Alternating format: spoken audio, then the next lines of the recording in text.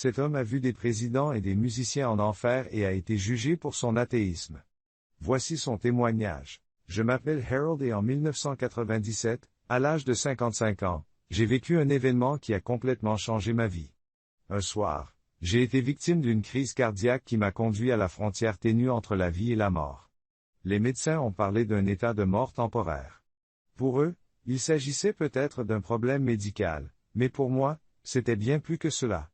Ce que j'ai vécu pendant ces moments m'a fait sentir qu'il y avait quelque chose au-delà de tout ce que j'avais connu auparavant. J'étais un homme qui ne croyait pas en Dieu. Je considérais des concepts tels que Dieu, le paradis et l'enfer comme de simples contes de fées.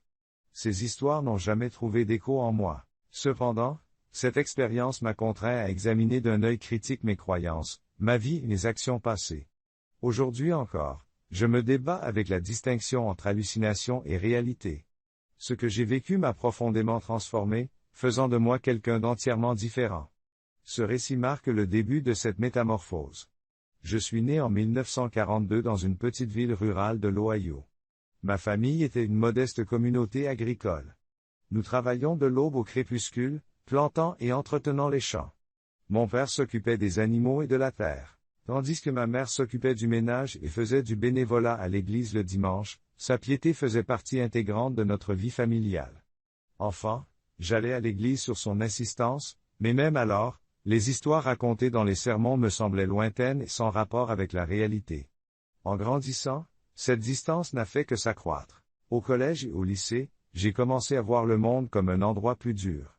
Dans les années 1960, pendant la guerre du Vietnam, j'ai perdu plusieurs amis lors de leurs funérailles. Les prières prononcées à l'église me semblaient vides de sens et creuses. L'idée qu'un Dieu puisse exister dans un monde aussi injuste me paraissait de plus en plus insensée. J'ai quitté l'Ohio pour aller à l'université, rompant totalement mes liens avec la religion. J'ai étudié l'ingénierie, persuadé que tout avait une explication scientifique. Dieu, le paradis et l'enfer n'étaient rien de plus que des histoires à dormir debout, semblables à des fables utilisées pour endormir les enfants. À l'âge de 25 ans, j'ai épousé Linda. Linda était une personne merveilleuse qui me comprenait et me soutenait. Nous avons eu 2 enfants ensemble et j'ai fait tout ce que j'ai pu pour leur offrir une bonne vie. J'ai travaillé comme ingénieur dans l'industrie automobile. Je gagnais un bon salaire et je réussissais dans ma carrière. Financièrement, nous vivions une vie confortable, mais à l'intérieur, il y avait un vide. Je n'arrivais pas à expliquer ce vide. J'ai essayé différentes choses. J'ai pris des passe-temps. J'ai voyagé dans le monde entier et j'ai fait des investissements. Mais quoi que je fasse, j'avais l'impression qu'il manquait quelque chose à ma vie. Peut-être que la pièce manquante se trouvait en moi. Lorsque j'ai eu 55 ans, mes enfants avaient grandi et tracé leur propre chemin. J'étais à quelques années de la retraite. Cette période m'a fait réfléchir.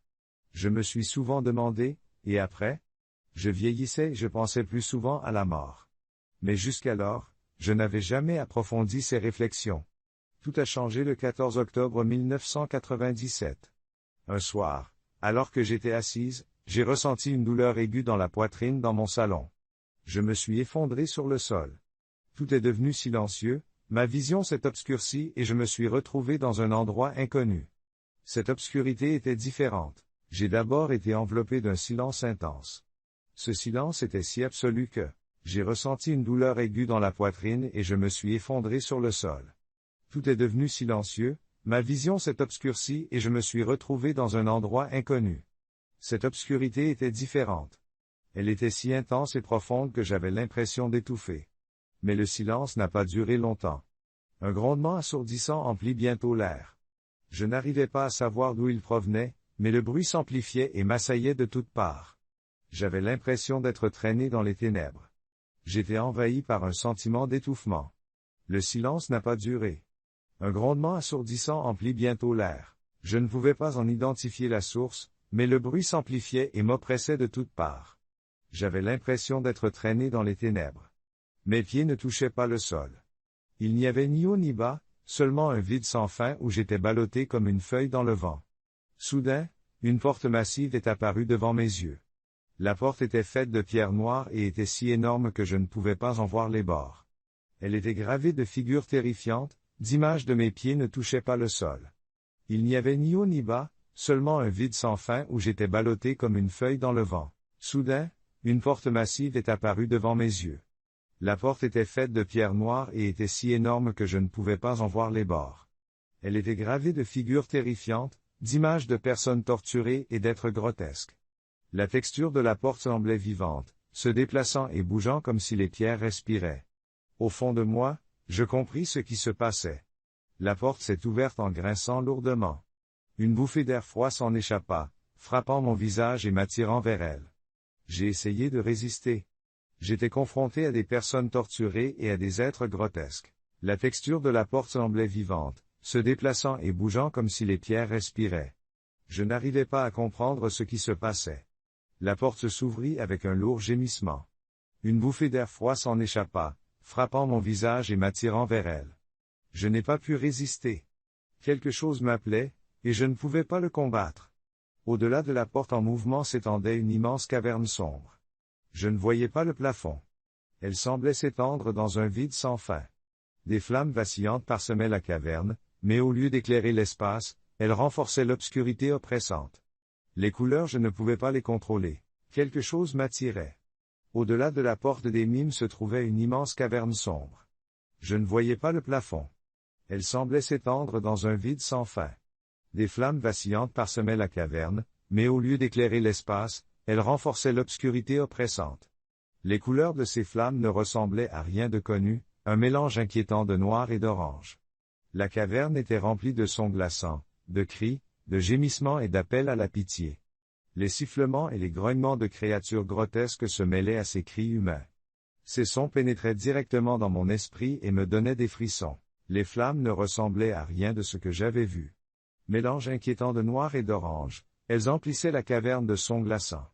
Des cris, des gémissements et des appels à la pitié se mêlaient aux pleurs humains. Ces sons pénétraient directement dans mon esprit et me donnaient des frissons. J'ai regardé autour de moi. J'ai vu des gens enchaînés qui se tordaient de douleur. La plupart d'entre eux luttaient désespérément pour se libérer, mais leurs efforts étaient vains. Des créatures grotesques se tenaient au-dessus d'eux. Mi-humaines, mi-bêtes, grandes et terrifiantes, certaines avaient des dents acérées, tandis que d'autres, au visage hideux, leur infligeaient des je regardais autour de moi, et ma colonne vertébrale tressaillit de reconnaissance. Les gens étaient enchaînés et se tordaient de douleur. La plupart d'entre eux luttaient désespérément pour se libérer, mais leurs efforts étaient vains. Des créatures grotesques, mi-humaines, mi-bêtes, se tenaient au-dessus d'eux. Des êtres grands et terrifiants, certains dotés de dents acérées, d'autres au visage hideux, infligeaient un supplice implacable aux âmes enchaînées. Le désespoir qui se lisait dans les yeux de ces gens était accablant, et il m'a ébranlé au plus profond de moi-même. J'ai immédiatement compris où je me trouvais. C'était l'enfer, un enfer qui dépassait de loin les cauchemars les plus sombres que l'on puisse imaginer. Le temps semblait s'être arrêté ici. Il était impossible de savoir si une minute s'était écoulée depuis que j'étais témoin d'un supplice implacable sur des âmes enchaînées. Le désespoir qui se lisait dans les yeux de ces personnes était accablant et m'a profondément ébranlé. J'ai tout de suite compris que c'était l'enfer, un enfer qui dépassait de loin les cauchemars les plus sombres que l'on puisse imaginer. Le temps semblait s'être arrêté ici. Il était impossible de savoir si une minute, une heure ou une année s'était écoulée. Tout semblait prisonnier d'un cauchemar éternel. L'air était chaud et chargé d'une odeur de brûlé et de pourriture qui rendait la respiration difficile. L'obscurité n'était pas seulement physique, c'était un poids spirituel étouffant qui pesait sur moi. L'horreur de cet endroit consumait tout mon être. J'ai commencé à avancer, prudemment mais avec détermination. À chaque pas, l'environnement devenait plus horrible. Le sol était couvert de taches de sang et de restes calcinés. Je vis des gens ramper, essayant de s'agripper à quelque chose pour se soutenir, mais retombant inévitablement sur le sol. Les créatures les surplombaient, amplifiant leur terreur. J'avançais avec prudence, faisant chaque pas avec détermination. L'environnement devenait de plus en plus oppressant à chaque pas. Le sol était couvert de taches de sang et de restes calcinés. Les gens rampaient, s'agrippant à ce qu'ils pouvaient pour se soutenir, mais retombaient inévitablement sur le sol. Les créatures se profilaient au-dessus de leur tête, amplifiant leur souffrance. Je ne savais pas quand cet endroit se terminerait, ou si ce n'était que le début. Tout ce que je savais, c'est qu'il ne semblait pas y avoir d'issue. Pour la première fois de ma vie, je me sentais totalement impuissant. Mon voyage en enfer avait commencé. Les chemins étroits et sinueux s'enfonçaient dans les ténèbres et le sol était recouvert d'une substance visqueuse qui semblait me tirer vers le bas à chaque pas. J'avais l'impression que cet endroit essayait de me consumer. L'environnement oppressant pesait lourdement sur mon corps et mon esprit. J'ai vu d'autres personnes liées par des chaînes. Les chaînes étaient rouillées et lourdes, coupant leurs poignets, leurs chevilles et leurs cous, les laissant ensanglantés. Ces personnes ne souffraient pas seulement physiquement, leur âme semblait porter une douleur encore plus grande. Lorsque j'ai regardé dans leurs yeux, j'ai vu de la peur et du regret. J'ai vu d'autres personnes enchaînées. Les chaînes étaient rouillées et lourdes, coupant leurs poignets, leurs chevilles et leurs cous, les laissant ensanglantés. Ces personnes ne souffraient pas seulement physiquement, leur âme semblait porter une douleur encore plus grande. Lorsque j'ai regardé dans leurs yeux, j'ai vu de la peur et du regret. La plupart d'entre eux étaient âgés, leurs visages étaient pâles et flétris. Certains portaient des croix autour du cou, suggérant qu'ils avaient été chrétiens dans leur vie. Pourtant, leur présence ici m'a choqué. Si même ceux qui croyaient en Dieu et le vénéraient se trouvaient ici, quelle surprise pour quelqu'un comme moi de se retrouver dans cet endroit. Cette scène m'a profondément troublé. D'une part, j'avais pitié de ces gens, d'autre part, je ne cessais de m'interroger, qu'est-ce que j'ai fait pour en arriver là? Je continuais à me poser des questions, mais au lieu de trouver des réponses, chaque nouvelle vision m'enfonçait un peu plus dans le désespoir. J'ai continué à avancer, l'air est devenu plus lourd et l'obscurité plus oppressante. J'étais troublé, mais aussi déterminé. J'avais pitié de ces gens, mais j'avais aussi conscience de moi-même. Je remettais en question mes propres actions, mais je ne trouvais pas les réponses que je cherchais. Chaque nouvelle vision ne faisait que me désespérer davantage. Je continuais à avancer, l'air devenait plus lourd et l'obscurité plus oppressante. Au bout d'un certain temps, je tombais sur une autre porte massive. Elle était faite de pierres noires, et les sculptures qu'elle comportait semblaient presque vivantes. Les reliefs représentaient des scènes de torture. Des symboles sur la porte portaient un message sinistre que je ne pouvais pas déchiffrer, mais il me semblait étrangement familier. La porte s'ouvrit dans un lent gémissement grinçant. J'arrivais devant une porte massive en pierre noire. Les gravures qu'elle contenait semblaient presque vivantes. Les reliefs représentaient des scènes de torture. Des symboles sur la porte portaient un message inquiétant. Je n'arrivais pas à les déchiffrer, mais ils me semblaient étrangement familiers. J'ai franchi la porte et je me suis retrouvé dans un autre monde. Il ne s'agissait pas d'une pièce, mais d'un hall gigantesque. En son centre se trouvait une grande plateforme entourée de trônes. En examinant mon environnement, je me suis rendu compte que les personnes rassemblées ici n'avaient rien d'ordinaire. Leurs visages étaient familiers. D'anciens présidents des États-Unis, de riches hommes d'affaires, des musiciens célèbres, tous réunis dans cet espace sinistre. Mais leurs apparences étaient bien loin de la grandeur et du succès qu'ils affichaient dans la vie. Ici, ils n'étaient que l'ombre d'eux-mêmes, remplis de douleur et de regrets. Parmi eux, le personnage qui a le plus attiré mon attention est Richard Nixon. Il était assis sur un trône d'épines qui bougeait continuellement, s'enfonçant dans sa chair. Son visage est marqué par le remords. Un serpent s'enroulait autour de lui, sifflant et chuchotant à son oreille. Le serpent resserra son emprise tandis que Nixon se tordait de douleur, criant « Je suis un traître ». Sa voix résonnait partout. Les épines étaient vivantes. Elles bougeaient et s'enfonçaient plus profondément dans sa chair. Son visage est marqué par le remords. Torturé par l'agonie, un serpent s'enroule autour de lui, sifflant et semblant lui murmurer à l'oreille.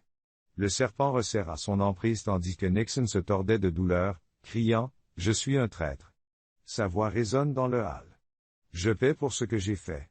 Le voir dans cet état m'a profondément bouleversé. Les autres autour de lui subissaient des punitions similaires. Un musicien tenait sa guitare avec des doigts complètement brûlés, mais les sons qu'elle produisait n'étaient pas des mélodies, seulement des cris. Un homme d'affaires était écrasé sous une pile de lingots d'or. Je suis responsable de mes actes. Le voir dans cet état m'a bouleversé. Les autres autour de lui subissaient des châtiments similaires. Un musicien tenait sa guitare avec ses doigts brûlés, mais les sons qu'il produisait n'étaient pas des mélodies, seulement des cris. Un homme d'affaires était écrasé sous une pile de lingots d'or, symbolisant le poids de tout ce sur quoi il avait bâti sa vie. Leur visage exprimait quelque chose d'autre que de la douleur, une profonde prise de conscience et du regret. Leurs yeux semblaient revivre les erreurs de leur passé. Chacun ici subissait les conséquences de ses choix, tant sur le plan physique que spirituel. Je voulais détourner mon regard de cette scène, mais je n'y parvenais pas. Ces gens n'étaient pas seulement des figures de tourment en enfer, Ils étaient des avertissements. J'ai commencé à réfléchir. Je ne pouvais pas détourner le regard. Ces gens n'étaient pas seulement des figures des tourments de l'enfer, c'étaient des avertissements. J'ai réfléchi à ma propre vie. Avais-je commis les mêmes erreurs qu'eux? Si c'était le cas, il était inutile de se demander pourquoi j'étais ici. Je me suis promené dans le hall. Les murs étaient tapissés de portraits de personnages historiques célèbres. Cependant, ces représentations étaient loin de l'image glorifiée qu'ils avaient eue dans la vie. Leurs visages étaient marqués par la douleur, la peur et le regret. Lorsque j'ai vu mon propre reflet dans l'une des surfaces, j'ai reculé. Je me suis demandé si cette expérience était une expérience de vie. Je me suis demandé si j'avais commis les mêmes erreurs qu'eux. Si c'était le cas, pourquoi étais-je ici? Je me suis promené dans le hall. Les murs étaient tapissés de portraits de personnages historiques célèbres. Cependant, ces représentations étaient loin de l'image glorifiée qu'ils avaient eue dans leur vie. Leurs visages étaient marqués par la douleur, la peur et le regret. Lorsque j'ai vu mon propre reflet dans l'une des surfaces, j'ai reculé. Je me suis demandé si cette expérience était un avertissement ou un jugement permanent. Soudain, le sol s'est mis à trembler. Une fissure s'est ouverte au centre de la salle et des flammes se sont élevées pour engloutir l'espace. De ces flammes émergea un être colossal. Sa forme ombrageuse remplissait entièrement la pièce, et ses yeux semblaient scruter directement mon âme. D'une voix profonde et effrayante, il me demanda, « Comprends-tu ce que cela signifie d'être ici ?» Je n'ai pas pu répondre. Je tombais simplement à genoux, laissant la peur me consumer. J'ai senti un avertissement, ou un jugement permanent. Le sol a tremblé, une fissure s'est ouverte au centre de la salle et des flammes se sont élevées pour engloutir l'espace. Un être colossal émergea de ces flammes. Sa forme ombreuse remplissait entièrement la pièce, et ses yeux semblaient scruter directement mon âme. D'une voix profonde et effrayante, il me demanda, « Comprends-tu ce que signifie être ici ?» Je n'ai pas pu répondre.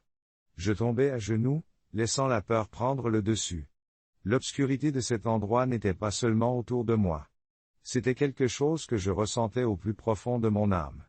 La chaleur torride, l'air lourd et les bruits terrifiants de l'enfer commencèrent à changer au moment même où je pensais que tout était fini et que je ne quitterais jamais cet endroit. Une lumière est apparue dans l'obscurité. Elle ne ressemblait à rien de ce que j'avais vu, elle était brillante et réconfortante, mais pas aveuglante. Sa chaleur n'était pas brûlante, mais apaisante. J'ai pris le contrôle de l'obscurité de cet endroit. Ce n'était pas seulement autour de moi, c'était quelque chose que je ressentais au plus profond de mon âme. La chaleur torride, l'air lourd et les bruits terrifiants de l'enfer ont commencé à changer au moment même où je pensais que tout était fini et que je ne quitterais jamais cet endroit. Une lumière est apparue dans l'obscurité. Elle ne ressemblait à rien de ce que j'avais vu, elle était brillante et réconfortante, mais pas aveuglante. Sa chaleur n'était pas brûlante, mais apaisante. J'avais l'impression qu'elle m'attirait vers elle, non pas avec force, mais avec une douce invitation. Une voix a résonné en moi. Elle n'était ni effrayante, ni inconnue. Elle était profonde, calme et puissante. On te donne une chance. Ces mots ont fait naître en moi une lueur d'espoir. J'ai eu l'impression de sortir de l'eau après m'être noyé. J'ai commencé à marcher vers la lumière. Ou plutôt, elle m'a rapproché à chaque pas. Le poids sur mes épaules s'est allégé, l'obscurité autour de moi s'est dissipée, les cris, les gémissements et les grondements se sont évanouis. Il ne restait plus que la présence de cette lumière. J'ai fait un dernier pas et tout a changé. J'ai ouvert les yeux et des médecins et des infirmières se tenaient au-dessus de moi. « Il est de retour » s'est exclamé l'un d'eux. La pression écrasante que j'avais ressentie sur ma poitrine a disparu, remplacée par quelque chose d'autre. Un flot de questions a envahi mon esprit. Pendant plusieurs minutes, je me suis efforcé de comprendre où je me trouvais dans une pièce sombre, puis j'ai vu de la lumière. J'ai entendu des gens crier et gémir, puis cela s'est arrêté. J'étais seul dans la pièce, mais j'ai fait un pas et tout a changé. J'ai ouvert les yeux et des médecins et des infirmières se tenaient au-dessus de moi. L'un d'eux s'est exclamé, « Il est de retour ?» J'ai senti une pression sur ma poitrine, puis elle a disparu. J'avais beaucoup de questions à poser. Pendant plusieurs minutes, j'ai essayé de comprendre où j'étais. Les sons, les mouvements et les lumières de la pièce me paraissaient étranges. J'ai pris une grande respiration et j'ai réfléchi à ce que je venais de vivre. Était-ce réel ou s'agissait-il d'une hallucination causée par un cerveau au bord de la mort? Mon cœur s'est emballé tandis que les images de l'enfer défilaient dans mon esprit comme une bobine de film, les cris de Nixon, les âmes enchaînées, ces créatures grotesques. S'agissait-il d'un rêve ou d'un événement réel? C'est ce qu'ont dit les médecins, j'étais certain que les sons, les mouvements et les lumières de la pièce me semblaient étrangers. J'ai respiré profondément et j'ai réfléchi à ce que je venais de vivre. C'était bien réel. Ce n'était pas une hallucination créée par un cerveau au bord de la mort. Mon cœur s'est emballé tandis que les images de l'enfer défilaient dans mon esprit comme une bobine de film, les cris de Nixon, les âmes enchaînées, ces créatures grotesques. Ce n'était pas un rêve. C'est vraiment arrivé. D'un point de vue médical, les médecins ont dit, mon cœur avait recommencé à battre, mais ce qui était arrivé à mon âme dépassait de loin la science. S'agissait-il d'une renaissance ou d'un simple tour de passe-passe? Tout ce qui m'entourait semblait revenir à la normale, mais quelque chose avait changé en moi. Cette transformation n'était pas seulement physique. Elle a affecté mon âme.